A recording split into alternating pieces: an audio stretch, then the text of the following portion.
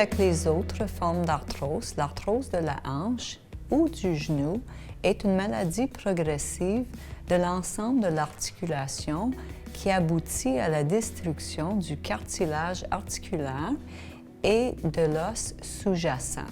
C'est une affectation qui a des effets nocifs pour le revêtement intérieur de l'articulation ainsi que sur les ligaments et les muscles qui l'entourent. L'arthrose apparaît quand le corps est incapable de suivre le rythme de réparation d'un tissu cartilagineux qui se détériore.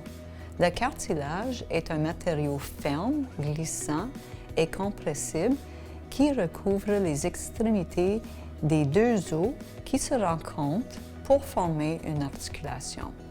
Il réduit le frottement entre les os et joue le rôle d'un absorbeur de choc avec une charge anormale, une lésion ou une inflammation. Le cartilage articulaire peut s'amincir, présenter des fissures et s'effilocher, ce qui peut être une source de douleur, d'inflammation et de raideur.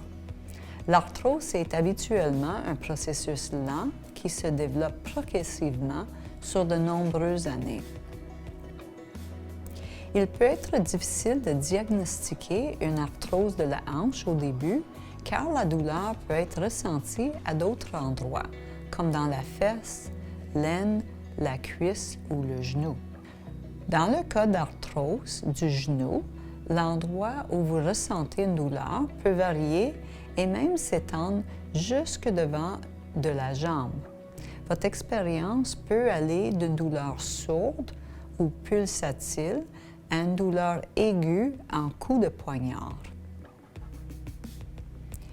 On ignore qu'est-ce qui cause l'arthrose de la hanche et du genou, bien que certains facteurs puissent y contribuer, notamment une blessure articulaire, le manque d'activité, une force musculaire réduite, le vieillissement et l'excès de poids. Elle peut également résulter d'articulations mal formées, d'une faiblesse génétique héritée, du cartilage ou un excès de stress imposé aux articulations. Chez les personnes atteintes d'arthrose du genou ou de la hanche, les muscles mobilisent l'articulation, peuvent s'affaiblir progressivement, rendant les activités quotidiennes telles que la marche ou la montée d'escalier plus difficiles. Vous sentez que vous ne pouvez plus faire confiance à votre jambe qui veut lâcher ou s'effondre à cause de leur faiblesse ou de la douleur quand vous mettez votre poids sur elle.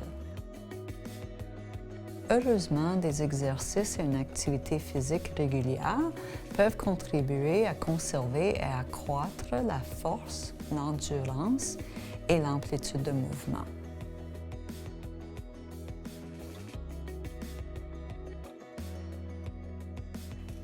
Un programme d'exercice qui cible les groupes spécifiques de muscles et ou les zones atteintes par l'arthrose peuvent contribuer à réduire la douleur et l'invalidité.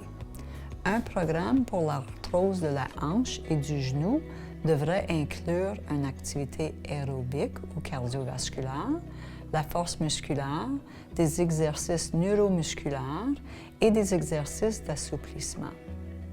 Pour plus d'informations sur les différents types d'exercices et activités physiques, regardez notre vidéo « Une introduction à l'exercice et l'arthrose » disponible sur le site web de la Société d'arthrite à arthrite.ca.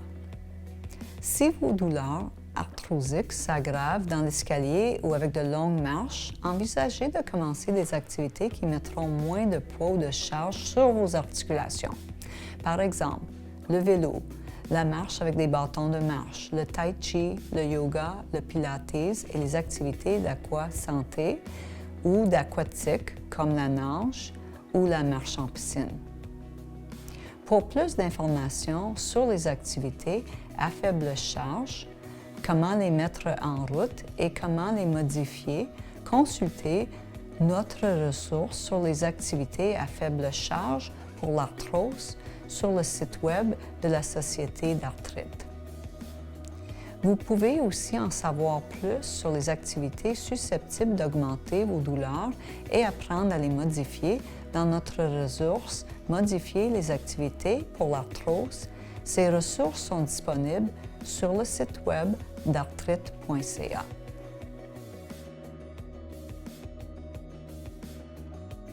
Tout en travaillant sur vos activités cardiovasculaires, musculaires ou neuromusculaires pour accroître votre endurance, devenir plus fort ou améliorer la qualité de vos mouvements fonctionnels, vous devez prendre en compte 5 principes concernant l'activité physique. Ces principes seront utilisés dans le programme d'exercice et les progressions qui suivent. Le premier principe est l'adaptation. Notre corps devient en meilleure forme en s'adaptant aux contraintes. Une amélioration de la mise en forme implique des cycles progressifs d'augmentation de contraintes ou de charges auxquels le corps s'adapte. L'exercice ne doit pas devenir de plus en plus difficile à faire, mais au contraire, vous remarquerez que ce qui était habituellement difficile à faire avant devient plus facile. Le processus d'adaptation a pour conséquence que votre corps a une plus grande capacité à gérer le stress. Le deuxième et le troisième principe de surcharge et de progression sont des moyens d'emmener votre corps à s'adapter graduellement à des niveaux plus élevés de forme physique. Le deuxième principe est la surcharge. Vous allez par exemple utiliser un poids de plus en plus lourd ou une bande élastique de plus en plus résistante pour renforcer vos muscles. Pour l'exercice cardiovasculaire, vous allez mettre un effort légèrement plus intense pendant de courtes durées. Le troisième principe est la progression. Pour l'exercice cardiovasculaire, cela pourra vouloir dire d'allonger progressivement la durée de l'activité au fil du temps. Pour un renforcement musculaire, cela pourrait être d'augmenter graduellement le nombre de répétitions ou d'ensemble d'un exercice particulier. Pour l'entraînement neuromusculaire, cela peut être de garder un bon alignement et des successions de mouvements dans des positions différentes et plus difficiles. Le quatrième principe est celui de la spécificité.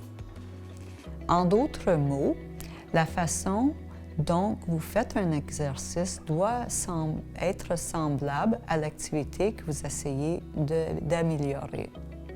Par exemple, au cours de la plupart des activités de notre vie quotidienne, nos pieds sont au contact du sol, d'une surface dure qui offre de la résistance. On appelle cela un exercice en chaîne cinétique fermée. Vous voudrez éventuellement vous exercer de cette manière pour renforcer vos muscles et articulations de la même façon que vous les utilisez dans la vie de tous les jours. Un exercice en chaîne cinétique ouvert survient quand votre main ou votre pied se déplace librement sans appuyer sur quelque chose d'autre. Vous pourriez commencer avec des exercices en décharge, c'est-à-dire en vous allongeant ou en vous asseyant, qui ne font travailler qu'un seul muscle. Vous cherchez ensuite à progresser avec des exercices de mise en charge, c'est-à-dire debout, et des exercices qui intéressent plusieurs muscles et articulations que l'on appelle également des exercices fonctionnels. Le cinquième principe est celui de la régression.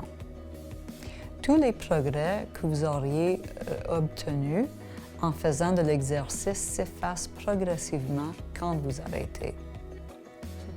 Il est important de garder ces principes en tête lorsque vous commencez une nouvelle routine d'exercice ou cherchez à augmenter votre activité physique pour contribuer à répondre à vos symptômes d'arthrose ou améliorer votre forme physique.